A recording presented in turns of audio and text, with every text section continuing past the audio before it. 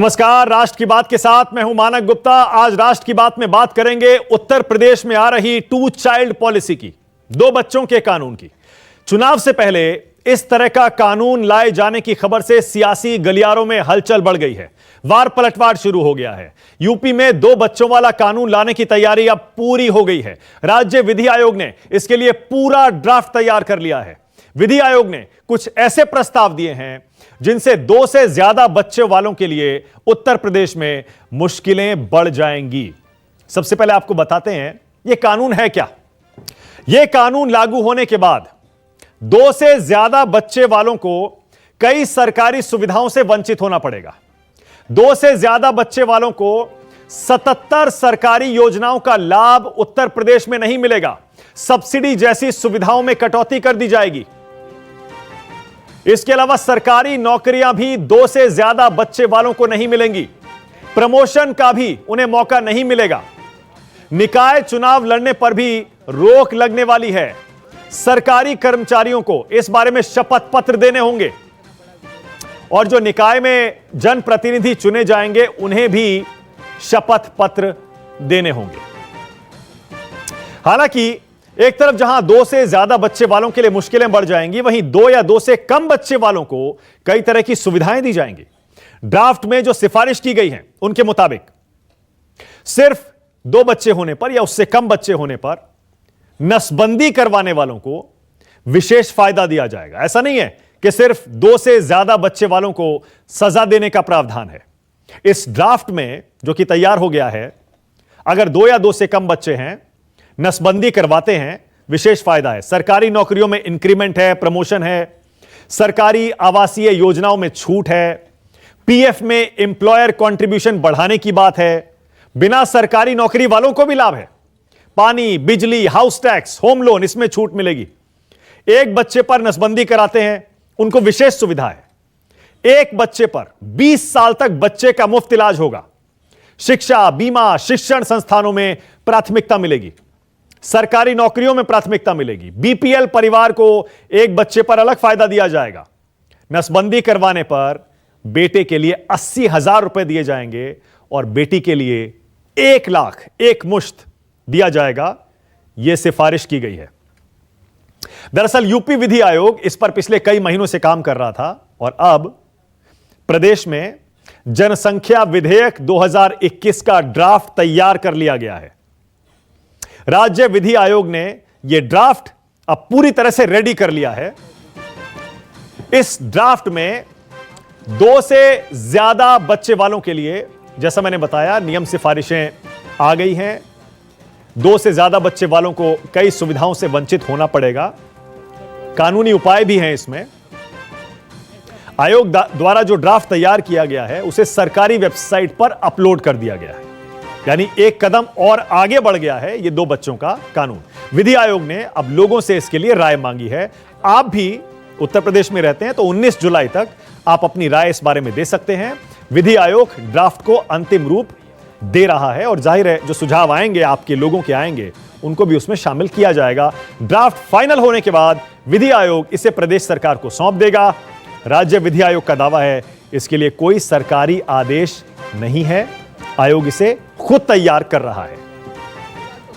UP विधि आयोग द्वारा लाए गए इस ड्राफ्ट पर अब सियासत भी शुरू हो गई है। एक तरफ जहां सरकार के मंत्री इसे विकास और संसाधनों के लिए बेहद अहम बता रहे हैं, वहीं मुख्य विपक्षी दल समाजवादी पार्टी के नेता इसे बीजेपी की नीयत पर सवाल उठा रहे हैं।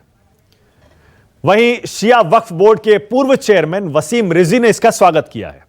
कांग्रेस के नेता केटीएस तुलसी ने भी ड्राफ्ट का स्वागत किया है। साथ ही केटीएस तुलसी ने सरकार से यह नियम लागू करने के साथ ही यह भी कहा है कि वो रोजगार भी दें। यूपी में यह ड्राफ्ट ऐसे समय में पेश किया गया है जब 11 जुलाई यानी कल योगी सरकार नई जनसंख्या नीति जारी करने जा रही है। हालांकि ऐसा नहीं है इस तरह के कानून की चर्चा सिर्फ यूपी में है। कई राज्यों में 2 चाइल्ड पॉलिसी पहले से लागू है। असम है, ओडिशा है, बिहार, उत्तराखंड, महाराष्ट्र, आंध्र प्रदेश, तेलंगाना, राजस्थान, गुजरात, एमपी, छत्तीसगढ़, तमाम राज्य ऐसे हैं जहां 2 बच्चों वाला कानून पहले से लागू है। हालांकि कई राज्यों में यह कानून सिर्फ निकाय चुनाव तक सीमित है। तो इस पर आज राष्ट्र की बात में हम बहस करने वाले हैं और साथ ही यूनिफॉर्म सिविल कोड यानी समान नागरिक संहिता कानून का भी मुद्दा गर्म हो गया है। कल दिल्ली हाईकोर्ट ने इस मामले की सुनवाई करते हुए देश में यूनिफॉर्म सिविल कोड लागू करने की पैरवी की है। दिल्ली हाईकोर्ट ने समान नागरिक संहिता लागू करने की जरूरत बताते हुए कहा, इसे लागू करने का यह सही वक्त है। कोर्ट ने कहा, भारतीय समाज में जाति, धर्म और समुदाय से जुड़े अंतर खत्म हो रहे हैं। इस बदलाव की वजह से दूसरे धर्म और दूसरी जातियों में शादी करने और फिर तलाक होने में दिक्कतें आ रही हैं। आज की युवा पीढ़ी को इन दिक्कतों से बचाने की जरूरत है और इस समय देश में समान नागरिक संहिता होनी चाहिए। आर्टिकल 44 में यूनिफॉर्म सिविल कोड को लेकर जो बात कही गई है उसे हकीकत में बदलना होगा, यह कोर्ट का कहना है।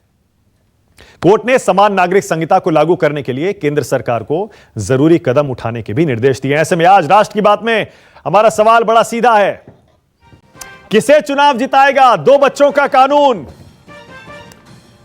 और दूसरा क्या आने वाला है यूनिफॉर्म सिविल कोड। राष्ट्र की बात में जल्दी से परिचय करा दूं। आज बीजेपी से मेरे साथ संबित पात्रा आ गए हैं, कांग्रेस की तरफ से आचार्य प्रमोद कृष्णम आपकी टीवी स्क्रीन पर आ रहे हैं, समाजवादी पार्टी से जूही सिंह को आप देख पा रहे हैं, असीम वकार आ गए हैं, एआईएमआईएम के प्रवक्ता हैं, और अश्विनी उपाध्याय भी आ गए हैं। अश्विनी उपाध्याय वैसे तो बीजेपी से ताल्लुक रखते हैं लेकिन सुप्रीम कोर्ट के वकील भी हैं और इन सारे मुद्दों पर जो कि बीजेपी के घोषणा पत्र में रहे हैं, इन्हें लेकर सुप्रीम कोर्ट में बार बार गुहार लगाते आए हैं और इस मुद्दे को कोर्ट्स के जरिए बहुत आगे तक ले भी गए हैं। आप सभी का स्वागत। चर्चा की शुरुआत करूं उससे पहले आज की यूपी की 2-4 तस्वीरें और दिखा देता हूं कि यूपी में ब्लॉक प्रमुख के चुनाव हो रहे हैं, मतदान खत्म हो गया है। मतदान के दौरान आज भी हिंसा की खबरें आई। पूर्वी यूपी के चंदौली से लेकर वेस्ट यूपी के मुजफ्फरनगर तक जमकर बवाल हुआ। बीजेपी और विपक्षी उम्मीदवारों के समर्थकों में जोरदार भिड़ंत हुई। हमीरपुर में बीजेपी और एसपी के कार्यकर्ता भिड़ गए, पुलिस ने लाठीचार्ज किया। लखनऊ के सरोजनी नगर में एसपी कार्यकर्ताओं ने धांधली का आरोप लगाकर धरना दिया। वहीं अमरोहा में भी हिंसा के बाद हालात तनावपूर्ण हैं। लखनऊ से सटे उन्नाव जिले में भी हिंसा हुई है। यहां मियागंज ब्लॉक में हंगामे की खबर कवर करने गए पत्रकारों पर ही प्रशासन का गुस्सा फूट पड़ा। आरोप है जिले के सीडीओ दिव्यांशु पटेल ने खुद ही एक पत्रकार की पिटाई कर दी। दरअसल प्रमुख के इलेक्शन के दौरान कुछ बीडीसी सदस्यों को वोट डालने से रोकने का आरोप लगाया गया था, जिसकी कवरेज करने के लिए जब पत्रकार पहुंचे, बीजेपी प्रत्याशी के समर्थकों ने पत्रकारों पर ही हमला कर दिया। आरोप है पत्रकारों पर गाड़ी चढ़ाने तक की कोशिश की गई है। एक पत्रकार ने आरोप लगाया है जिले के सीडीओ दिव्यांशु पटेल ने खुद ही एक पत्रकार की पिटाई कर दी। तो उत्तर प्रदेश में हलचल जारी है। राष्ट्र की बात में पहला सवाल संबित पात्रा आपसे। संबित, आरोप लग रहा है उत्तर प्रदेश चुनाव से 6-8 महीने पहले यह जनसंख्या नियंत्रण कानून यूपी में लाकर आप एक बार फिर धार्मिक आधार पर यूपी को बांटने की कोशिश कर रहे हैं। चुनाव आप हिंदू मुसलमान पर जीतना चाहते हैं, इसीलिए चुनाव से पहले आप यह कानून लाए। संबित,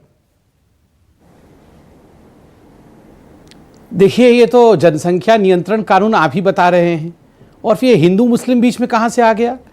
ये कौन कहता है कि हिंदू और मुस्लिम का विषय है? ये तो जनसंख्या का विषय है। दूसरी बात है, आपने खुद अभी मानक भाई बताया कि ये जो स्टेट लॉ कमीशन है उसने अपने वेबसाइट पे इसका एक प्रारूप, जिसको ड्राफ्ट कहते हैं, वो 19 जुलाई तक सजेशंस के लिए ओपन डाला हुआ है। तो सही बात है, इसमें हमारी यहाँ जो समाजवादी पार्टी की प्रवक्ता जूही जी बैठी हैं, वकार जी बैठे हैं, वो भी और उनके समर्थक भी उसमें अपने अपने सुझाव डाल सकते हैं। ये एक लोकतांत्रिक प्रक्रिया है। तीसरी बात है, ये कोई पहला राज्य नहीं है जहां इस प्रकार का एक प्रारूप आएगा। इससे पहले आपने आसाम में भी देखा था, हेमंत बिस्वा शर्मा जब मुख्यमंत्री बने तो इस प्रकार का एक प्रारूप आया। इससे पहले हरियाणा में, महाराष्ट्र में, गुजरात में, ओडिशा में, राजस्थान में इस प्रकार का प्रारूप ऑलरेडी एग्जिस्ट करता है कि जिस भी कैंडिडेट के 2 बच्चे हैं वो लोकल निकाय के चुनाव लड़ नहीं सकते। और देखिए, 2005 में एक कॉन्स्टिट्यूशनल अमेंडमेंट बिल 2005 लाया गया था। उस समय इस पर चर्चा भी हुई थी और अभी अनिल देसाई जो शिवसेना के एमपी हैं, उन्होंने भी पार्लियामेंट में चर्चा किया था। अभिषेक मनु सिंघवी इत्यादि ने भी इसका समर्थन किया था कि आर्टिकल 47 जो है उसको अमेंड कर दिया जाए और आर्टिकल 47A को आप डायरेक्टिव प्रिंसिपल में इंक्लूड करें। जो रीड करता है, मैं पढ़ के सुना दूं ये क्या 47A क्या है। The state shall promote small family norm by offering incentives in taxes, employment, education, etc. to its people to keep their family limited and to 2 children, and shall withdraw every concession from and deprive such intense incentives to those not adhering to small family norm to keep the growing population under control. तो ये तो already Bharat के संविधान में इस पर चर्चा की गई है कि स्टेट का ये धर्म है कि वो बढ़ती हुई जनसंख्या को कंट्रोल में रखे और किसी प्रकार की सजा के माध्यम से नहीं, ये इंसेंटिवाइज और डी इंसेंटिवाइज करके आगे बढ़े। तो इसमें मैं किसी प्रकार का हिंदू मुस्लिम कोड नहीं देखता हूं। और दूसरा विषय है uniform civil code. Uniform civil code पर जैसे आपने बताया, दिल्ली की हाईकोर्ट ने और उससे पहले लगभग 11 बार अन्य कोर्टों ने और 2 बार सुप्रीम कोर्ट, भारत के सुप्रीम कोर्ट ने भी डायरेक्टिव प्रिंसिपल्स का हवाला देते हुए उस समय की तत्कालीन सरकार, चाहे वो भारतीय जनता पार्टी की हो या कांग्रेस की सरकार हो, सभी को ये चेताया है कि यूनिफॉर्म सिविल कोड आना चाहिए।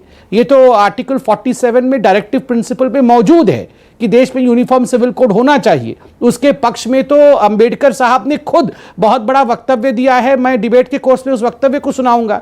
उसमें भी कोई हिंदू मुस्लिम का विषय नहीं है, वो जेंडर इक्वालिटी के लिए है। तो यहां हिंदू मुस्लिम क्यों विषय बनता है, ये मुझे समझ में नहीं आता है।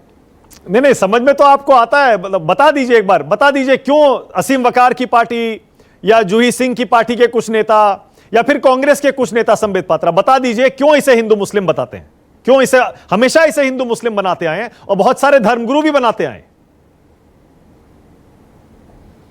देखिए, मैं मतलब भारतीय जनता पार्टी तो इसे हिंदू मुस्लिम नहीं बनाती है। पॉपुलेशन पर कंट्रोल हो, रिसोर्सेज सही तरीके से आगे बढ़ सके, यूनिफॉर्म सिविल कोड हो, भारतीय जनता पार्टी इसे हिंदू मुस्लिम का विषय नहीं मानती है।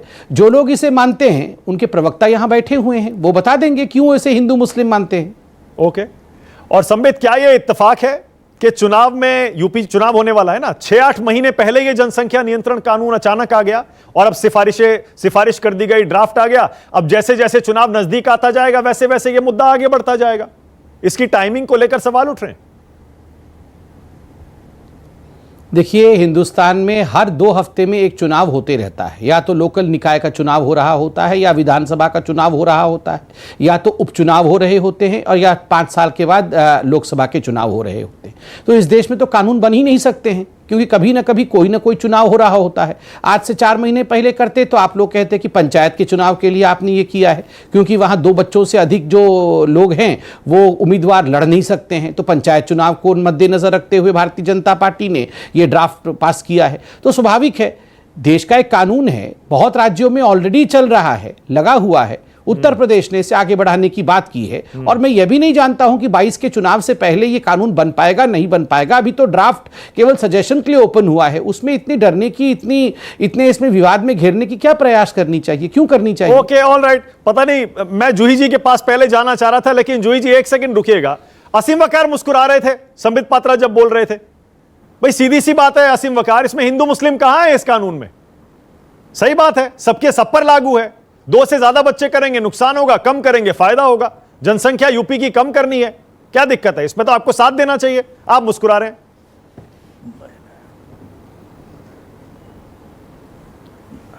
नहीं सर, देखिए, जब देश आज़ाद हुआ था उस वक्त 1951 में एक जनगणना हुई थी। उस जनगणना में कितने मुसलमान थे, कितने सरदार थे, कितने क्रिश्चियन थे, कितने बौद्ध थे और कितने गैर मुस्लिम हिंदू थे हमारे भाई। सब भाइयों का एक जनगणना में एक आंकड़ा तय था कि इतने इतने सब हैं। एक तो सबसे पहले जो भ्रांति है ये दूर करने की बात है कि मुसलमान ज़्यादा बच्चे पैदा करते हैं, तो हमारी तादाद कितनी बढ़ी और बाकियों की तादाद कितनी बढ़ी, इस पर एक डिबेट होना चाहिए। दूसरी बात, एक बड़ी मज़ेदार बात मेरे दिमाग में बैठे बैठे आई कि अगर ये कानून 1951 के बाद कांग्रेस की सरकार ले आई होती तो मैं समझता हूँ कि आज बहुत से लोग ना मुख्यमंत्री होते, न प्रधानमंत्री होते, न संसद भवन में गए होते, न विधानसभा में गए होते, वो जीरो हो गए होते। और हो सकता है कि बहुत से लोगों ने अपनी नौकरी जाने के डर से और प्रमोशन ना मिलेगा इस डर से अपने बहुत से बच्चे पैदा ही ना किए होते। तो बहुत से लोग तो आज की सियासत में ऐसे हैं जो अगर कानून आ गया होता तो आज सियासती में ना होते, सियासत छोड़ दिए दुनिया में ना होते। तो पहले तो पात्रा जी इस बात को समझिए कि इससे मुसलमानों को जो आप एक देश में मैसेज दे रहे हैं वो मैसेज नहीं जा रहा है। मैसेज ये है कि आप इलेक्शन के टाइम पर एक धर्म विशेष और जाति विशेष के लोगों को ये दिखाते हैं कि हम मुसलमानों को जुर्म करेंगे, मुसलमानों का ये। सर, हम पर कोई असर नहीं है। कानून अगर आएगा तो सबके लिए आएगा। अगर कानून का पालन सब करेंगे तो हम भी करेंगे। आप पहले ये बता दीजिए कि ये जो भ्रांति फैलाई जाती है देश में कि मुसलमान ज्यादा बच्चे, तो एक आंकड़ा पेश कीजिए ना। कौन फैला रहा है ये भ्रांति? आप अपनी बात खुद ही काट रहे हैं असीम वकार। आप खुद ही कह रहे हैं मुझ पर कोई असर नहीं है, हर धर्म के लोगों पर यह कानून लागू होगा। कौन कह रहा है? ड्राफ्ट में तो लिखा हुआ है भाई, धर्म का तो जिक्र ही नहीं है उसमें, आप ही ला रहे हैं धर्म। हाँ। अच्छा सर, आपके इस वो क्या है ना, वो ये तेरा दीवानापन क्या भोलापन एक गाना है, आपके भोलेपन पर तो पूरा देश फिदा है मानक जी। आप तो ऐसे भोलेपने से सवाल पूछते हैं कौन फैला रहा है। कभी कोई साध्वी बयान देती फिरती है, कभी कोई सांसद भी बीजेपी का बयान देता फिरता है। साक्षी महाराज के कई बार बयान आए, कभी बिहार के किसी सांसद का बयान आता है, कभी कोई कहता है मुसलमान बच्चे ज्यादा पैदा करते हैं, और कभी कोई कहता है कि तुम भी पैदा करो। कभी आरएसएस की तरफ से बयान आता है, लेकिन कभी किसी मुसलमान की तरफ से आपने बयान सुना कि हमने किसी हिंदू भाई पर कोई टिप्पणी की हो या हिंदू कौम पर टिप्पणी की हो कि नहीं साहब वो ज्यादा बच्चे पैदा करते हैं, कम पैदा करते हैं? अच्छा, मैं तो आपसे कह रहा हूं ये बात साफ होना चाहिए देश में आंकड़े के हिसाब से कि जो 100 थे आजादी के टाइम पर उनकी तादाद कितनी हो गई और जो 14 थे उनकी कितनी हो गई। ये तो देश को मालूम होना चाहिए ना कि अगर सीधे ये बताइए ना, आप जनसंख्या को नियंत्रित करने के कानून का स्वागत करते हैं या नहीं करते हैं? सीधे ये बताइए, जनसंख्या नियंत्रित होनी चाहिए या नहीं होनी चाहिए? पॉपुलेशन कंट्रोल होनी चाहिए या नहीं होनी चाहिए? या बेतहाशा ऐसे ही बढ़ती रहनी चाहिए? एक स्टैंड तो आपको लेना पड़ेगा। सर मैंने कितनी बढ़िया बात कही कि अगर कांग्रेस ने अपने जमाने में अपनी हुकूमत में कानून ले आए होते तो बहुत से नेता जो आज जनसंख्या कानून लाने और न लाने की बात कर रहे हैं ये दुनिया ही में ना आए होते, इनको पैदा ही ना हुए होते या सियासती भी ना होते। सर, आप मेरी बात की गहराई तो समझिए। हम खिलाफ नहीं है, हम तो कह रहे हैं हम तो देश के कानून के साथ हैं। भारत में जो कानून बना है आज तक, आजादी के बाद से आज तक मुसलमान उसका पालन करते आए हैं। मतलब यूपी में कानून का पालन नहीं करेंगे, रहेगा देश के कानून का पालन करेंगे, यूपी में कानून बनेगा उसका पालन नहीं करेंगे। आप उत्तर प्रदेश के मुसलमानों को कह रहे हैं यूपी सरकार जो कानून बनाए उसका पालन मत करिएगा, आप ये कह रहे हैं?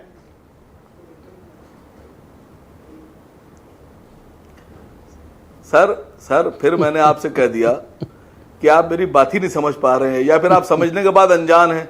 मैं कह रहा हूं वो लोग जो आज कानून चिल्ला रहे हैं, अगर कांग्रेस ने बना दिया होता तो ये पैदा ही ना हुए होते,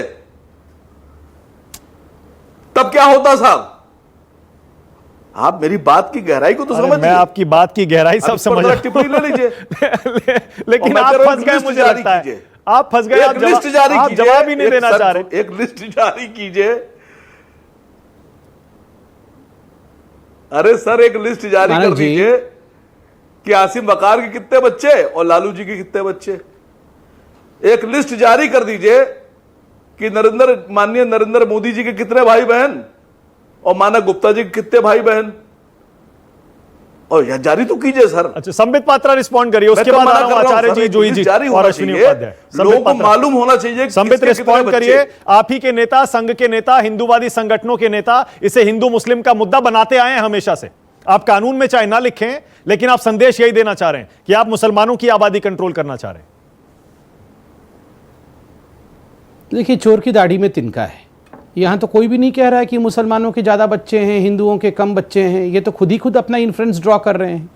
और जहाँ तक इन बयानबाजियों का सवाल है, ये वो बयान भी दिखा दीजिए ना। असउद्दीन ओवैसी ने क्या कहा था? जैसे ही आप ये बात कहेंगे वैसे ही पूरे हिंदुस्तान में बहुत से लोग ऐसे हैं। मैं बीच में, मानक भाई, मैं बीच में बोलता नहीं हूं, मैं कभी दंगे करने में पसंद नहीं करता हूं। मैं दंगों में बिल्कुल विश्वास नहीं करता। शाब्दिक दंगे हो ये मैं उचित नहीं समझता। नहीं सर, मैं कह रहा हूं, देखिए मुझे लगता है पढ़े लिखे लोग हैं, पढ़े लिखे लोगों की तरह डिबेट होना चाहिए। इस प्रकार से डिबेट ना हो मानक भाई। मैं आपसे रिक्वेस्ट करता हूं मानक जी, बोलिए। देखिए असउद्दीन ओवैसी ने तो हिंदू मर्दों के लिए कहा था, ये हिंदू मर्द तो बच्चे पैदा करने लायक ही नहीं है। अगर इन मर्दों को बच्चे पैदा करना है औरतों से तो आके पान खाएं, पान खाएंगे तभी बच्चे पैदा कर पाएंगे। और ये कह रहे हैं कि कभी भी इन्होंने हिंदुओं के खिलाफ नहीं कहा था। वो बाइट तो है ही, आप लोगों के पास चला सकते हैं, किस प्रकार से नामर्द ठहराया था सभी हिंदुओं को ओवैसी ने, और पान खाने की बात की थी। देखिए यहाँ पर ये हिंदू मुस्लिम का विषय नहीं है, फिर भी ये अपना विक्टिम कार्ड खींच कर लाएंगे, यहाँ पर इसे हिंदू मुस्लिम बनाएंगे। ये दिल्ली हाई कोर्ट, ये सुप्रीम कोर्ट 11 बार 12 बार अगर टिप्पणी करती है यूनिफॉर्म सिविल कोड में, तो ये सुप्रीम कोर्ट और हाई कोर्ट क्या हिंदू मुस्लिम सोच करके टिप्पणी करती है? दूसरी बात है, ये कह रहे हैं कि अगर कांग्रेस जवाहरलाल नेहरू ये कानून लेके आ गए होते तो बहुत सारे लोग नहीं होते, पता नहीं ओवैसी जी होते नहीं होते, वकार जी होते नहीं होते, बिग बैंग होता नहीं तो धरती नहीं होती, मुगल नहीं आते तो वकार जी नहीं होते। तो ये सब ये क्या डिबेट का क्या हिस्सा है? ये मैं बोलूंगा कि मुगल नहीं आते तो वकार जी की पार्टी ही नहीं होती। तो ये कैसा डिबेट हो रहा है? ऐसा होता तो वैसा ना होता, ब्रह्मांड नहीं बनता तो पृथ्वी नहीं होती, पृथ्वी नहीं होती तो भारत नहीं होता, भारत नहीं होता तो AIMIM नहीं होता, AIMIM नहीं होता तो ये डिबेट नहीं होती। ये इस प्रकार से डिबेट नहीं होता है। मैं आपको एक विषय समझाता हूं। मेरे हाथ में कॉन्स्टिट्यूएंट असेंबली का एक बहुत महत्वपूर्ण दस्तावेज है। यूनिफॉर्म सिविल कोड को लेकर अंबेडकर जी ने जो कहा था, मैं वो पढ़ना चाहूंगा ताकि लोग जाने, क्योंकि पढ़े लिखे लोगों का डिबेट है ये विषय। अंबेडकर जी कहते हैं, I quote, I personally do not understand why religion should be given this vast expensive jurisdiction so as to cover the whole of life and to prevent the legislature from encroaching upon that field. After all, what are we having this liberty for? We are having this liberty in order to reform our social system, which is so full of inequalities, discriminations and other things which conflict with our fundamental rights. ये बाबा साहेब अंबेडकर कहते हैं, और किसके जवाब में कहते हैं? मैं कहता हूं किसके जवाब में कहते हैं। महबूब अली बेग, मोहम्मद इस्लाम, नसरुद्दीन अहमद। जब 23 नवंबर 1949 को कॉन्स्टिट्यूएंट असेंबली में डिबेट होता है और तीनों लोग कहते हैं कि मुस्लिम पर्सनल लॉ बोर्ड में किसी प्रकार का हम तब्दीली नहीं कर सकते हैं और कोई भी यूनिफॉर्म सिविल कोड नहीं आ सकता है, तब बाबा साहब ने कहा नहीं, हमारे संविधान सबसे बड़ा है हमारे लिए, और हमारे लिए रिफॉर्म सबसे बड़ा है, ताकि जो हमें आजादी मिली है उस आजादी को सही तरीके से हम अपने जूही सिंह आचार्य प्रमोद साथ जी सकें। जूही जी और आचार्य जी दोनों को स्टैंड तो लेना पड़ेगा, यूपी चुनाव आ रहा है, स्टैंड लेना पड़ेगा, बच नहीं सकते इन मुद्दों से। जूही जी पहले आप जनसंख्या नियंत्रण कानून और साथ ही यूनिफॉर्म सिविल कोड, उसके बाद आ रहा हूं आचार्य जी।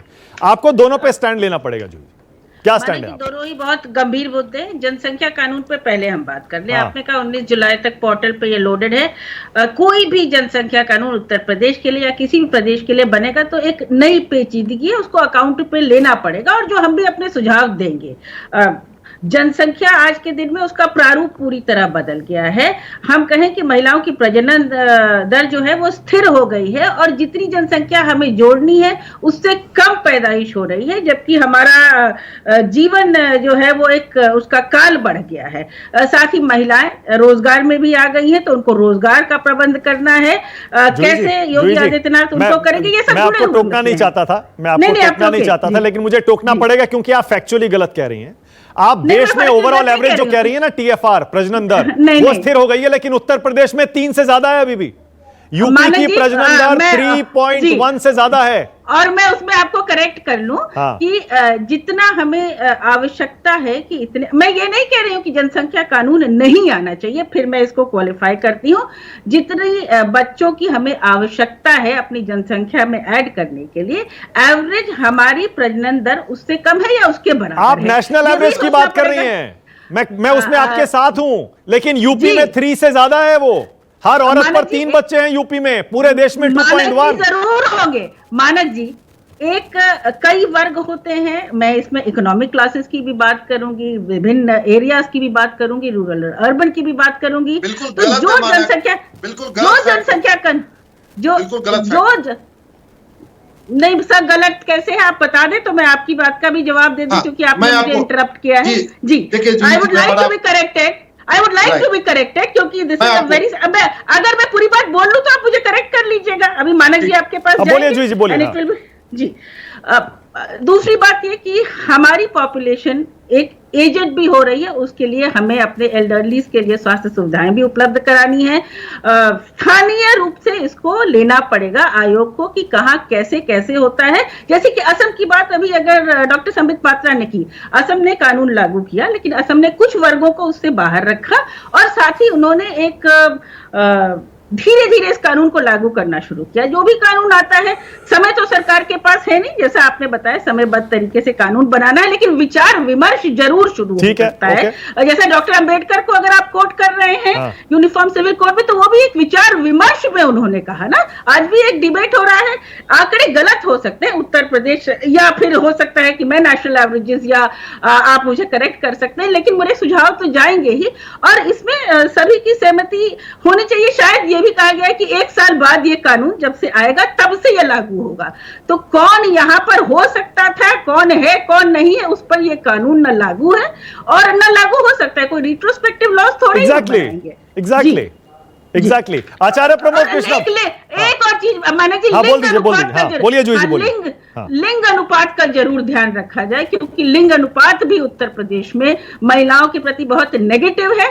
अभी भी हम इस तरह के अबॉर्शंस को रोक नहीं पा रहे हैं, जो कि एक फैक्ट है। तो अगर जनसंख्या कानून बन रहा है तो कुछ उसमें इसके लिए भी प्रावधान किया जाए। सुझाव जरूर जाएंगे। बिल्कुल सुझाव दीजिए। और वेबसाइट पर संबित पात्रा बता रहे थे कि कोई भी सुझाव दे सकता है, बल्कि वो तो कह रहे थे आप तीनों की पार्टियों को, कांग्रेस को, एसपी को, एआईएमआईएम को, उस पर अपने सुझाव देने चाहिए। आचार्य प्रमोद कृष्णम, टाइम आ गया है, इन मुद्दों से और नहीं बच पाएंगे अब।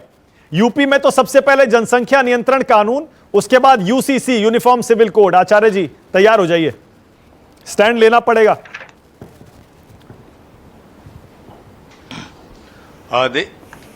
देखिए मानक, आपने कहा बच नहीं पाएंगे, तो बचना कौन चाहता है? आपने कैसे सोच लिया हम बचना चाहते हैं? अरे आज ही कांग्रेस ने प्रवक्ता नहीं दिया, बताइए अपना आचार्य जी, इसीलिए आपको बुलाया हमने। और आप, क्योंकि आप कांग्रेस पार्टी में अलग से बोलते हैं, खुलकर विवादित मुद्दों पर बोलते हैं, आपकी बात अलग है। नहीं, बिल्कुल नहीं, कांग्रेस पार्टी से मुझे आप अलग करके मत देखिएगा। आप मेरा कांग्रेस से झगड़ा कराना चाहते हैं, संबित पात्रा जी से मेरा झगड़ा तो कराते ही रहते हो, लेकिन कांग्रेस से तो मत कराओ भाई। अब मैं मुद्दे पे आना चाहता हूँ। मानक गुप्ता जी, एक मुद्दा होता है जो किसी राजनीतिक पार्टी के फायदे का, नुकसान का होता है। एक मुद्दा होता है जो नेशनल इंटरेस्ट होता है, यानी कि देश का फायदा नुकसान है। पॉपुलेशन कंट्रोल जो है, पॉपुलेशन कंट्रोल करना इस देश का मुद्दा है, और इस देश में पॉपुलेशन बहुत बढ़ रही है। और मैं साधुवाद देना चाहता हूं अश्विनी उपाध्याय को कि उन्होंने इस देश की ज्वलंत समस्या पर अपना ध्यान आकर्षित किया और कोर्ट का ध्यान भी दिलाया। अब मैं कहना चाहता हूं 2 बातें। एक तो ये पॉपुलेशन कंट्रोल बिल का अगर यूपी गवर्नमेंट लाती है तो हम उसका भी स्वागत कर रहे हैं और करना चाहिए, क्योंकि पॉपुलेशन कंट्रोल होना केवल हिंदू या मुसलमान का विषय ही नहीं है। मेरी तो दादी कहती थी कि बच्चे जो हैं भगवान की देन है। हमारे तो पिताजी और 6-7 भाई बहन थे, हमारी बुआ, हमारी नानी के 8-9 बच्चे थे, हमारी मौसियां, मामा हमारे। तो ये सवाल तो उठता ही नहीं है कि मुसलमान के बच्चे ज्यादा हैं या हिंदू के बच्चे ज्यादा हैं जी। ये सवाल शायद एजुकेशन से संबंधित है। अगर बच्चे कम होते हैं तो उनकी अच्छी परवरिश होती है, मैं ऐसा मानता हूं। खैर, अब मैं कह रहा हूं कि पॉपुलेशन कंट्रोल बिल आप यूपी में ही क्यों ला रहे हैं, पूरे देश में लाइए ना, हम तो उसका वेलकम करेंगे। क्योंकि आबादी सिर्फ उत्तर प्रदेश की थोड़ी बढ़ रही है, आबादी तो पूरे देश की बढ़ रही है। तो इस देश की आबादी को कंट्रोल करिएगा in the interest of nation. अगर आप कोई बिल लाते हैं तो सिर्फ आपके बिल का विरोध हम इसलिए थोड़ी करेंगे कि बीजेपी बिल ला रही है। अगर बीजेपी को देश ने सत्ता सौंपी है, देश की जनता ने सत्ता सौंपी है, इस देश को चलाने की जिम्मेदारी बाकी सब की है, लेकिन सरकार की ज्यादा है। तो अगर बीजेपी हुकूमत कोई अच्छा बिल लाती है, देश के हित में लाती है, तो बिल्कुल कांग्रेस पार्टी उसके साथ खड़ी है, और मैं तो इंडिविजुअल रूप से भी खड़ा हूं। दूसरी बात है कॉमन सिविल कोड का। तो कॉमन सिविल कोड में बिल्कुल आप देश में एक कानून होना चाहिए, हम इसका भी स्वागत करेंगे। लेकिन इसमें सवाल खड़ा होगा कि हमारे जो पर्सनल लॉज हैं उनका क्या होगा, रिजर्वेशन का क्या होगा, नॉर्थ ईस्ट का जो प्रॉब्लम है उसका क्या होगा, और बहुत सी ऐसी चीजें हैं जो क्या हमें जाति, लिंग और धर्म के आधार पे हमारा संविधान ये अधिकार देता है कि जाति, लिंग और धर्म के आधार पे भेदभाव नहीं होगा। लेकिन देखने में आया जब से आजादी हुई है जातियों के नाम पर आरक्षण होते हैं। तो अगर आरक्षण पे हम अपनी राय साफ नहीं करेंगे, यदि नॉर्थ ईस्ट पर कुछ स्टेट्स में जहां विशेष अधिकार हैं उन पर राय साफ नहीं करेंगे, तो मुझे लगता है कॉमन सिविल कोड जो है वो अधूरा होगा। अगर पूरे देश में पैदा होने वाला प्रत्येक नागरिक हिंदुस्तानी और उस पर एक ही लॉ लागू होगा, तो मुझे तो इसका स्वागत करने में कोई हर्ज नहीं है। आप कॉमन सिविल कोड लाइए, मैं तो वेलकम करूंगा। आचार्य जी, ऐसा लग रहा है इस बार ये जनसंख्या नियंत्रण कानून और कॉमन सिविल कोड, ऐसा लगता है कि हर पार्टी ने इस पर सबक सीख लिया है अब, इसीलिए जूही भी जी स्वागत कर रही हैं, आप भी स्वागत कर रहे हैं दबी आवाज में। बीजेपी का मुद्दा आप मारना चाह रहे हैं आचार्य जी, कि बीजेपी से मुद्दा बना ही ना पाए। मानक जी, नहीं, बिल्कुल नहीं मानना चाह रहे। ये तो संजय गांधी जी ने 1975 में कहा था, छोटा परिवार सुखी परिवार, जब इंदिरा गांधी प्राइम मिनिस्टर थी। तो ये तो कांग्रेस का मुद्दा था, छोटा परिवार सुखी परिवार। तो हम दो हमारे दो ये नारा था। तो बीजेपी ने कांग्रेस से अडॉप्ट किया है। बहुत सी अच्छी चीजें कांग्रेस की बीजेपी अडॉप्ट कर रही है। बहुत बढ़िया, बीजेपी को बहुत बढ़िया, धन्यवाद, बहुत बढ़िया। अश्विनी उपाध्याय, देखिए हंसी मजाक अलग है, राजनीतिक बातें अलग हैं। अश्विनी उपाध्याय, क्योंकि आपने इस मुद्दे पर बहुत स्टडी की है और आपने बाकायदा कई पिटिशन सुप्रीम कोर्ट में, वेल ड्राफ्टेड पिटिशंस मैंने बहुत सारी पढ़ी भी, आपने फाइल की। पहले मुझे यह बताइए, यूनिफॉर्म सिविल कोड, क्या अभी कौन से ऐसे कानून हैं अश्विनी उपाध्याय देश में जो अलग हैं, जिनको आप एक जैसा बनाना चाहते हैं? मुझे 2 मिनट पॉपुलेशन पे दे दीजिए मानक, और बोलिए। देखिए, हमारे बड़े बुजुर्ग हमेशा कहते हैं जितनी चादर हो उतना पैर फैलाना चाहिए। अब जरा हम अपनी चादर देख लेते हैं, हमारी चादर कितनी बड़ी है। रूस का क्षेत्रफल हमसे 5 गुना है, रूस की जनसंख्या मात्र 15 करोड़ है। कनाडा का क्षेत्रफल हमसे 3 गुना है, कनाडा की जनसंख्या मात्र 4 करोड़ है। चीन का क्षेत्रफल हमसे 3 गुना है, चीन की जनसंख्या मात्र 144 करोड़ है। अमेरिका का क्षेत्रफल हमसे 3 गुना है, जनसंख्या मात्र 33 करोड़ है। ब्राजील का क्षेत्रफल हमसे 2.5 गुना है, जनसंख्या मात्र 22 करोड़ है। ऑस्ट्रेलिया क्षेत्रफल हमसे 2.5 गुना है, जनसंख्या मात्र 2.5 करोड़ है। और भारत की जनसंख्या, जो मैंने सुप्रीम कोर्ट में ऑन एफिडेविट दिया है, जिसको सरकार ने आज तक काटा नहीं है, मेरी पीआईएल 5 साल से सुप्रीम कोर्ट में चल रही है, गृह मंत्रालय, कानून मंत्रालय और हेल्थ मिनिस्ट्री को बाकायदा नोटिस गया हुआ है। आज तक उन्होंने जो हमने क्लेम किया है कि भारत की जनसंख्या 150 करोड़ है, उसको सरकार ने काटा नहीं। और मैं बताता हूं कैसे मैंने कहा है। 2019 में केंद्र सरकार ने प्रेस कॉन्फ्रेंस करके कहा था 125 करोड़ आधार बन चुके हैं, और मैंने कम से कम 200 गांवों में सर्वे करवाया, 20% लोगों के पास आधार नहीं है।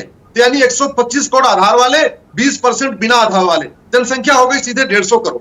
अब बड़ी, हमारा जो क्षेत्रफल है मानक, वो दुनिया का 2% है।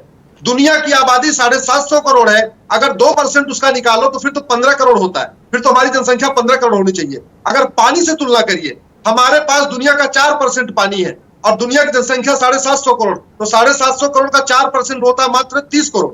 तो अगर जनसंख्या के हिसाब, क्षेत्रफल के हिसाब से हमारी जनसंख्या 15 करोड़ होनी चाहिए, पानी की उपलब्धता के हिसाब से हमारी जनसंख्या 30 करोड़ होनी चाहिए, और हम हो चुके 150 करोड़। हम 70,000 बच्चे रोज पैदा कर रहे हैं, 70,000। सरकार जब तक 2 करोड़ घर बना के देगी, 10 करोड़ बेघर पैदा हो जाएंगे। जब तक 2 करोड़ रोजगार देगी, 10 करोड़ बेरोजगार सड़क पे आ जाएंगे। इसलिए असंभव है बिना इसके। ये समस्या राष्ट्रीय समस्या है, इसका समाधान राष्ट्रीय स्तर पे होना चाहिए। मुझे खुशी है कि मैंने 3 पॉपुलेशन कंट्रोल का बिल बनाया था, और माननीय 3 सांसदों ने, माननीय हरनाथ सिंह यादव, माननीय अनिल अग्रवाल और डॉक्टर सुब्रमण्यम स्वामी, तीनों लोगों ने हमारा बनाया हुआ बिल राज्यसभा में पेश कर दिया है। 6 अगस्त को उस पर बहस होगी। अब मैं आता हूं पॉपुलेशन। अच्छा, एक सेकंड, पहले एक सवाल पूछ लूं आपसे इसी पे। आपने जो ये सारे आंकड़े गिनाए, ठीक है, बहुत बढ़िया है। मतलब आप ये चाह रहे हैं कि 150 करोड़ से 30-35 करोड़ पे आ जाए भारत की आबादी, आप उसे घटाना चाह रहे हैं? अब तो आ ही नहीं सकती, वो तो आ ही नहीं सकती। तो क्या स्थिरता चाहते हैं? स्थिरता वो तो नहीं आ सकती मानक। मैं ये कह रहा था हमारी चादर कितनी है, मैं आपको ये बताने की कोशिश कर रहा था कि 2% जमीन पे दुनिया की 20% आबादी रह रही है। ठीक है, मतलब आप स्थिरता चाहते हैं ना आबादी में, आप घटाना तो नहीं चाहते ना उसे? नहीं, 4% पानी को दुनिया के 20% लोग पी रहे हैं। मैं आपको ये समस्या, ठीक है, ओके। हाँ। अब मैं आता हूं यूनिफॉर्म सिविल कोड पे। यूनिफॉर्म सिविल कोड पे मैंने 5 पीआईएल फाइल किया है। क्या पहले मेरी पीआईएल है कि लड़के लड़की की शादी की उम्र समान होनी चाहिए। अभी लड़कियों की 18 है, लड़कों की 21 है, और मुस्लिम्स में मिनिमम एज का कोई कॉन्सेप्ट नहीं है। उनके यहाँ जब पीरियड शुरू हो जाता है तो शादी कर देते हैं। पीरियड 10 साल में शुरू हो जाता है, 11 साल में भी हो सकता है, 12 साल में भी हो सकता है। तो पहली मेरी पीआईएल है यूनिफॉर्म एज ऑफ मैरिज। दूसरी मेरी पीआईएल है यूनिफॉर्म ग्राउंड्स ऑफ डिवोर्स। अभी हिंदू, मुस्लिम, पारसी, ईसाई के जो तलाक के नियम है बिल्कुल अलग अलग चल रहे हैं। ये चूंकि तलाक जो होता है ये सबको पीड़ादायक होता है, जितनी पीड़ा हिंदू बेटी की होती है उतनी पीड़ा मुस्लिम बेटी की होती है, इसलिए तलाक का नियम एक होना चाहिए। तो दूसरी PIL uniform grounds of divorce है। तीसरा मेरी पीआईएल है यूनिफॉर्म मेंटेनेंस। हमने कहा है कि गुजारा भत्ता सिविल राइट का इश्यू है, ह्यूमन राइट का इश्यू है, इसका धर्म और मजहब से कोई लेना देना नहीं। आपको 3 महीने गुजारा भत्ता दीजिए, सबको दीजिए। 3 साल गुजारा भत्ता देना सबको दीजिए, लेकिन यह नहीं होना चाहिए कि एक बहन बेटी को 10 साल तक गुजारा भत्ता मिल जाए, दूसरी बेटी को मात्र 3 महीने गुजारा भत्ता मिले। यह ठीक नहीं है। हाँ। यह आर्टिकल 21 का उल्लंघन है। हाँ। चौथी मेरी पीआईएल है यूनिफॉर्म एडॉप्शन गार्जियनशिप। अभी जो गोद लेने का नियम है बिल्कुल सबका अलग अलग है, किसी को है किसी को नहीं है। किसी बेटियों को बराबर अधिकार मिलना चाहिए। ये जो यूनिफॉर्म सिविल कोड है मानक, ये जेंडर जस्टिस जेंडर इक्वेलिटी का मैटर है, इसका हिंदू मुस्लिम से कोई लेना देना नहीं और है। अश्विनी उपाध्याय, आपको यकीन है कि आपकी पिटीशन पर सुप्रीम कोर्ट या फिर केंद्र सरकार कॉमन सिविल कोड लाने वाले हैं देश में? देखिए मानक, मैंने 5 पीआईएल किया था, उसके बाद 5 और बहनों ने पीआईएल फाइल कर दिया, तो टोटल 10 पीआईएल हो गई है उसी 5 विषयों पे। हाँ। और सरकार का जवाब बड़ी सीधी सी बात है, जैसे हिंदी में कहते हैं मौनम स्वीकार लक्षणम, हाँ। वैसे एक हमारी जुडिशियल डॉक्ट्रिन होती है साइलेंस इज एक्सेप्टेंस। अगर सरकार हमारी पीआईएल का उत्तर नहीं दे रही, हमारी पीआईएल का विरोध नहीं कर रही है, हाँ। उसको कहते हैं मौनम स्वीकार लक्षणम। इसका मतलब सरकार तैयार है। हाँ, विरोध करने वाले आ चुके हैं। पर्सनल लॉ बोर्ड मेरी यूनिफॉर्म सिविल कोड का पीआईएल का विरोध कर रहा है, हमारी जनसंख्या नियंत्रण वाली पीआईएल का विरोध कर रहा है। कुछ बोलिए आसिम वकार क्यों विरोध कर रहे हैं, उसके बाद आ रहा हूं संबित पात्रा। बताइए क्यों विरोध कर रहे हैं आसिम वकार? सबके लिए एक कानून क्यों नहीं होना चाहिए भाई? क्या दिक्कत है इसमें?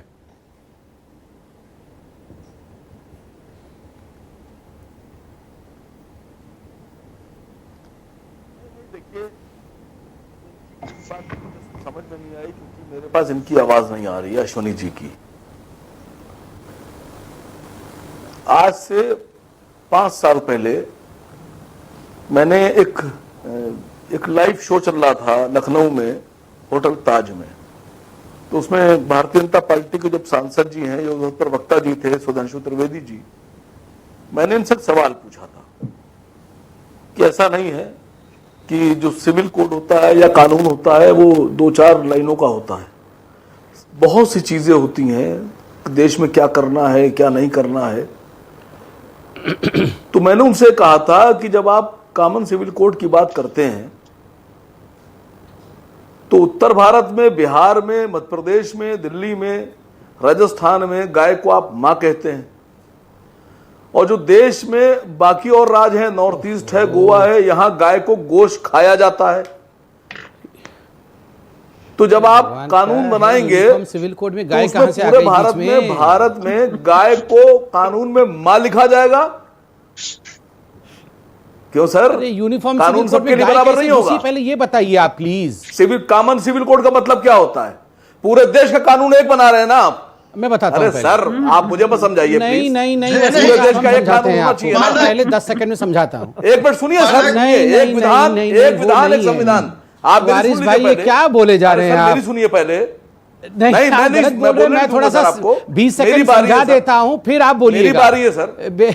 आप मेरी बारी है, लेके आ गए यूनिफॉर्म सिविल कोड में। बोलिए नहीं, आप पहले मेरी सुन लीजिए, फिर आप समझा दीजिएगा। मेरी अकल थोड़ी मोटी है सर। चलिए, मैं इसलिए कह रहा हूं कि अगर एक विधान एक संविधान की बात हो रही है तो कश्मीर में अगर तिरंगा नहीं फहराया जा रहा है तो बिल्कुल फहराया जाना चाहिए, बिल्कुल फहराया जाना चाहिए। हमारे देश का अभिन्न अंग है। पूरे देश में एक राष्ट्रगान होना चाहिए, ये मैं मानता हूं। तो आपने सर नागालैंड में पिछले साल अलग झंडा हो गया, अलग राष्ट्रगान हो गया, और 14 अगस्त को आपने आजादी मनवा दी ना। तो देश में 2 कानून काहे के लिए हो रहे हैं? मानक भाई, अगर कश्मीर में है तो नागालैंड में भी कीजिए, शाम को नॉर्थ ईस्ट में भी कीजिए। सुनिए सर, अगर बिहार में, उत्तर प्रदेश में और मध्य प्रदेश में, राजस्थान में गाय को मां मान रहे हैं तो गोवा वालों से मां क्यों नहीं मनवा रहे हैं आप? नॉर्थ ईस्ट वालों से मां क्यों नहीं मनवा रहे हैं आप? तो कह रहे हैं खाओ, हम सस्ता कर देंगे। चलिए, गोवा में तो आप सप्लाई कर रहे हैं। बोलिए संबित पात्रा। मानक जी, संबित पात्रा। नहीं, भगवान तो याद आएगा अभी आपको। मानक जी बहुत अभी तो भगवान सब याद आ जाएगा आपको। संबित पात्रा, संबित जवाब दे रहे हैं आसिम वकार आपका। बोलिए संबित दोनों पात्रा। भाइयों से निवेदन, मुझे 20 सेकंड सुन लीजिए। देखिए मानक जी, आप सोचिए, असीम वकार जी एक बहुत बड़ी पॉलिटिकल पार्टी के नेशनल स्पोक्स पर्सन हैं, हम सबके सम्मानित मित्र भी हैं, और देखिए, ये शुरू से इनकी पार्टी यूनिफॉर्म सिविल कोड का विरोध कर रही है। आप सोचिए, अगर समझ नहीं होगा यूनिफॉर्म सिविल कोड में आप गाय, राष्ट्रध्वज, आप राष्ट्रगान की बात करेंगे, अगर समझते नहीं है तो क्या होगा आप बताइए। आज टेलीविजन इतने बड़े चैनल पे डिबेट हो रहा है। मैं आपको बता दूं वकार साहब, यूनिफॉर्म सिविल कोड किन किन विषयों पे डील करता है। ये मैरिज, डाइवोर्स, सक्सेशन और इनहेरिटेंस, इन विषयों को लेकर जो पर्सनल लॉ होती है उनके साथ डील करता है। प्लीज, ये गाय के साथ डील नहीं करता है। आईपीसी और सीआरपीसी है उसके लिए। और मैं कहना चाहता हूं, आईपीसी और सीआरपीसी तो आपके लिए बराबर है, सरिया कानून तो आप वहां मानते नहीं हैं। जैसे कि सरिया कानून में और इस्लामिक कंट्री में क्या कहा जाता है, किसी ने अगर चोरी की तो हाथ काट दो, अगर किसी मुस्लिम ने रेप किया तो फिर उसके अंग को काट दो। मगर वो तो आप नहीं फॉलो करते हैं, सीआरपीसी, आईपीसी। मगर आप यहां कह रहे हैं कि यूनिफॉर्म सिविल कोड जो है ये नहीं आना चाहिए। और पहली बात तो मैं आपसे हाथ जोड़ के निवेदन करूंगा, इस डिबेट के बाद 6 से 7 बजे तक मैं आपके व्हाट्सएप पे पूरा यूसीसी क्या होता है इसका एक नोट भेजूंगा। तो ये गाय और ये सारा विषय यूसीसी में नहीं आता है। मेरे साथ आप कह सकते हैं मैरिज, डाइवोर्स, शादी, तलाक, इनहेरिटेंस, मतलब आप प्रॉपर्टी को कैसे इनहेरिट करते हैं, और सक्सेशन, इन सब विषय, एडॉप्शन। असीम वकार जल्दी बोलिए, उसके बाद जा रहा हूं आचार्य जी के पास और जूही जी के पास। बोलिए असीम वकार, बोलिए पे ही यूनिफॉर्म सिविल कोड होता है। बोलिए असीम वकार। हाँ, गुजारा भत्ता डाइवोर्स में आ जाएगा। मुझसे नहीं सर, मुझसे जवाब ले लीजिए सर। हाँ, दीजिए जी, जवाब दीजिए सर, मुझसे जवाब ले लीजिए सर। बस जवाब में गाय को मत ले आइएगा। संबित भाई, आपने कहा कि अगर नहीं सर, नहीं ला रहा हूं सर। आपने कहा कि मुसलमान बलात्कार के बाद जो सदा इस्लामिक कंट्री में उसे नहीं मानते। मैं आपसे कह रहा हूं आप लागू कीजिए। हम तो आपसे डिमांड कर रहे हैं कि जो इस्लामिक कानून है, अभी जब दिल्ली में निर्भया का कांड हुआ तो पूरी हिंदुस्तान में जो गैर मुसलमान थे उन्होंने भी सैकड़ों वीडियो डाले और ये कहा कि अगर अरब होता या ईरान होता या टर्की होता या फला कंट्री होता तो ये जो हथियारे थे इनको ये सजा दी गई होती। मैं तो आपसे गुजारिश कर रहा हूं सर कि हिंदुस्तान में बलात्कार जैसे घिनौने अपराध को रोकने के लिए आप लाइए शरिया ला। ये बेहतर कानून है सर, रुक जाएगा अपराध। अच्छा, और कौन कौन सी चीजों में शरिया लाना चाहते हैं असीम वकार, वो भी बता दीजिए। कानून जो है और कौन कौन से अपराधों में शरिया लाना चाहते हैं? चोर जो होता है सर, सुनिए। हाँ, नहीं सुनिए सर, आपने कहा कि चोर के हाथ काटे जा रहे हैं। आप ये देखिए कि चोर सब नहीं होते हैं सर, चोर एक ही हाथ होता है। इस्लाम में चोरी का सदा इसलिए हाथ काटना है कि अगर आप एक आदमी का हाथ काट रहे हो, वो चोरी कर रहा है, तो 100 चोर थोड़ी ना होते हैं, चोर तो एक होता है। चोरियां बंद हो जाएंगी सर। जो कानून के पीछे मोटिव है उसको समझिए। हमें जैसे लोगों को बिठाइए आप अपने किया पैनल में। अरे आप पता नहीं, हम लोग मशवरा देंगे। आप डिबेट को कहां से कहां ले जा रहे हैं। आपसे पूछा मुद्दा कॉमन सिविल कोड हो रहा है, आप पता नहीं लहराया जाना चाहिए। मैं आपके साथ हूं, तो क्या नागालैंड में नहीं लहराया जाना चाहिए? अश्विनी उपाध्याय जल्दी बोलिए, उसके बाद आचार्य जी के पास जा रहा हूं। कहां से आ गया? आप मुझसे कह रहे हैं कि इस पे बात मत कीजिए। नागालैंड कहां से आया यूनिफॉर्म सिविल कोड आप में? मुझसे कह रहे हैं इस पे बात ना कीजिए। मैं अश्विनी उपाध्याय जी से गुजारिश कर रहा हूं, अश्विनी भाई अगर मेरी आवाज सुनाई पड़ रही है आपको, तो एक मुकदमा इस पर भी कर दीजिए आप। बोलिए अश्विनी उपाध्याय जल्दी भी कीजिए। अश्विनी उपाध्याय, भारत के सभी अभिनंग हैं, दो राष्ट्रगान क्यों हो रहे हैं? आसिम भाई बस अब सुन लीजिए प्लीज, सुन लीजिए मेरी बात। 2 दिन लगातार अलग अलग दिनों पे हमारा स्वतंत्रता दिवस क्यों मनाया जा रहा है? आसिम भाई, हमारे 2 झंडे क्यों हो रहे हैं? आसिम भाई अच्छा सुन तो लीजिए। हाँ बोलिए अश्विनी उपाध्याय। देखिए आसिम भाई, संविधान सभा में 300 सदस्य थे। रफी अहमद किदवई थे, मौलाना कलाम थे, बहुत सारे 300 लोग थे। उसमें 75 लोग ऐसे थे जो कानून के भी जानकार थे, कुरान के भी जानकार थे। तो ऐसा नहीं कि हमारे संविधान निर्माताओं को नहीं पता था, पर्सनल लॉ के बारे में नहीं पता था। पूरी चर्चा के बाद आया था इस संविधान में। 23 नवंबर 1948 को हमारे कॉन्स्टिट्यूशन का हिस्सा बना। बात यह है, मैं आपसे 5 सवाल पूछता हूं विनम्रता पूर्वक। जब पेट में सभी, चाहे मुस्लिम की बेटी हो चाहे हिंदू की बेटी, 9 महीने रहती है, यानी ऊपर वाले ने भेदभाव नहीं किया। लड़का भी पेट में 9 महीने होता है, लड़की भी पेट में 9 महीने, यानी लड़के लड़की में भेद नहीं, हिंदू मुसलमान में नहीं भेद। तो बड़ी सीधी सी बात है, लड़के और लड़की की शादी की उम्र अलग अलग क्यों होनी चाहिए? गुजारा भत्ता अलग अलग क्यों होना चाहिए? तलाक का नियम अलग अलग क्यों होना चाहिए, गोद लेने का नियम हिंदू मुसलमान के लिए अलग अलग क्यों होना चाहिए। और जिस आर्टिकल 25 की आप लोग बात करते हैं, इतना झूठ फैलाते हैं, उस आर्टिकल 25 में लिखा हुआ है subject to public order, health and morality. हमें रीतियों का संरक्षण मिला है, कुरीतियों का आचार्य जी, नहीं। हमें आचार्य जी, प्रथाओं का संरक्षण मिला है, कुप्रथाओं का नहीं। आचार्य जी, यूनिफॉर्म सिविल कोड, आचार्य जी, अलग अलग कानून क्यों?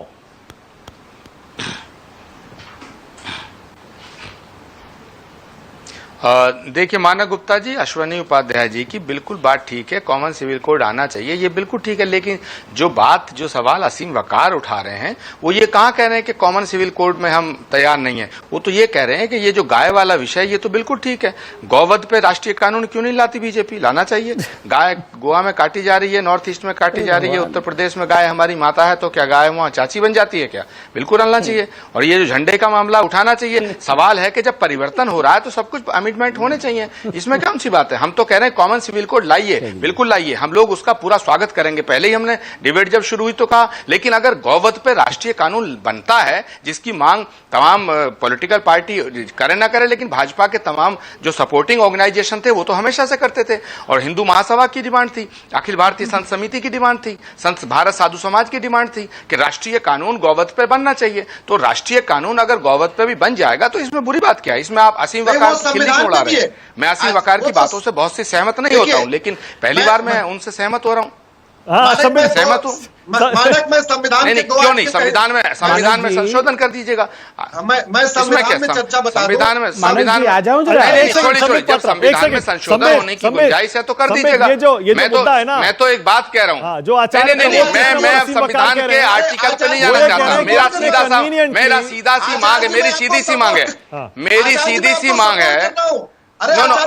ओके, मैं तो सुन तो लीजिए। ठीक है, थैंक यू। आज संविधान का आर्टिकल 47 कहता है पूरे देश में नशाबंदी होनी चाहिए, शराबबंदी होनी चाहिए, और आर्टिकल 48 कहता है पूरे देश में गौ हत्या पर प्रतिबंध होना चाहिए। संविधान का आर्टिकल 47 कहता है नशाबंदी शराबबंदी पूरे देश में, संबित पात्रा आर्टिकल 48 कहता है। ऑल राइट, ना ठीक है ना, तो वही तो कह रहे हैं असीम वकार और आचार्य जी, संबित यही तो कह रहे हैं कि आप देखिए जो बाकी कन्वीनियंटली मुद्दे हैं जिन पर आप आसानी से कानून बना सकते हैं, उन पर आप सबको सवालों का जवाब दें समित पात्रा, लेकिन आप गाय पर फंस जाते हैं, इसीलिए पूरा एक कानून पूरे देश के लिए। अरे तो एक एक करके तो बनेगा, एक एक करके बनेगा ना।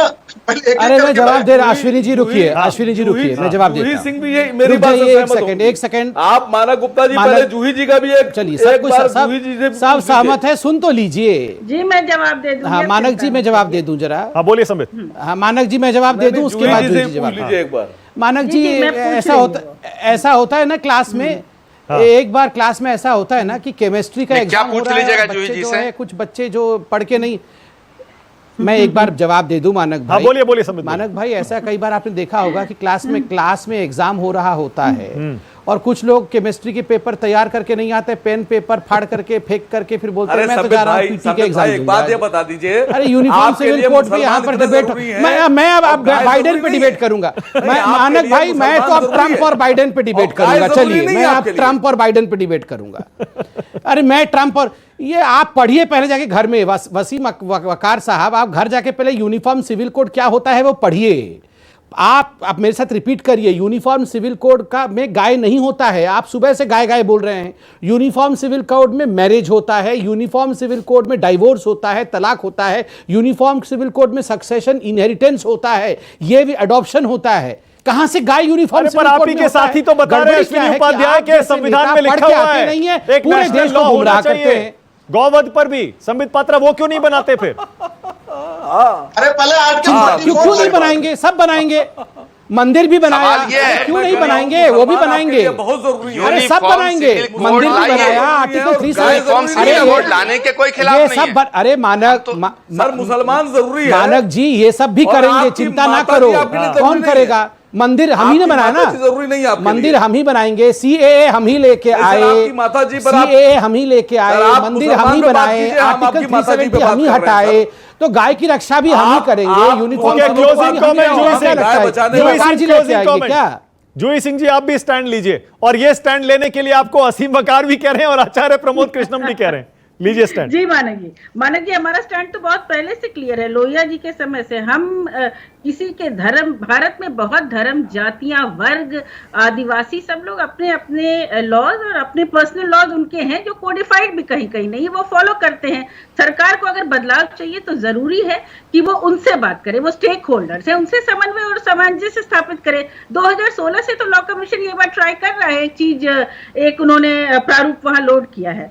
तो सरकार अगर यूसीसी लाना चाहती है, वास्तव में संविधान जब हम लिख रहे थे तो यूसीसी के समर्थन में भी बहुत लोग थे, लेकिन क्यों हम नहीं लेकर आ पाए? क्योंकि विचार विमर्श, समन्वय, सामंजस्य और उन वर्गों का राजी होना बहुत जरूरी है। कोई भी कानून किसी पर थोपा नहीं जा सकता। अश्विनी जी मैं अपनी बात कहूंगी, आप कोर्ट में अपनी बात करिए। आप 2 बार मुझे इंटरप्ट कर चुके हैं और पहले भी जब आपने मुझे इंटरप्ट किया तो मेरी बात का आपने जवाब नहीं दिया, ना कोर्स करेक्शन किया। यहाँ याचिकाकर्ता नहीं चल रहे हैं, आप डिबेट कर रहे हैं। हाँ। हमने अपनी राय रखी और हम अपनी राय रखेंगे। हाँ। हर वर्ग से आप इंगेज क्यों नहीं करते? और मुझे लगता है कि अगर केंद्र सरकार यूसीसी जैसा बड़ा प्राविधान लाने के मूड में है तो जरूर उसको हर स्टेक होल्डर से बात ओके, ऑल राइट, ओके, मेरे पास टाइम खत्म हो गया, लेकिन आज की बहस में आने के लिए बहुत बहुत शुक्रिया। देखा आपने, गंभीर मुद्दे पर इंफॉर्मेटिव और सीरियस डिबेट आज देखने को मिली। आपको मजा भी आया होगा, लेकिन आपकी जानकारी भी बढ़ी होगी। तथ्य भी आपके सामने बहुत सारे रखे हमने, हर पार्टी का स्टैंड भी आपके सामने आ गया होगा। आपने भी पढ़ा होगा कुछ पार्टियों के स्टैंड भी धीरे धीरे बदल रहे हैं। अब जैसे जैसे चुनाव नजदीक आएगा इन मुद्दों पर और थोड़ी क्लैरिटी आएगी। बहुत शुक्रिया आज राष्ट्र की बात में आने के लिए। संबित पात्रा आपका, आचार्य प्रमोद कृष्णम, जूही सिंह, असीम वकार, अश्विनी उपाध्याय। नमस्कार, मैं हूं मानक गुप्ता। अगर आपको हमारा ये वीडियो पसंद आया हो तो इसे लाइक और शेयर जरूर करें, और हां, हमें सब्सक्राइब और फॉलो करना ना भूलें ताकि आप देश और दुनिया की कोई खबर मिस ना करें। चाहे कोई ब्रेकिंग न्यूज हो या कोरोना वायरस से जुड़ी कोई भी अपडेट, पॉलिटिक्स हो या आपकी जेब से जुड़ी कोई खबर, इलेक्शन की कोई न्यूज हो, कोई कंट्रोवर्सी हो या फिर कोई वायरल वीडियो, सब कुछ मिलेगा न्यूज़ 24 पर। तो जुड़े रहिए हमारे साथ और देखते रहिए न्यूज़ 24।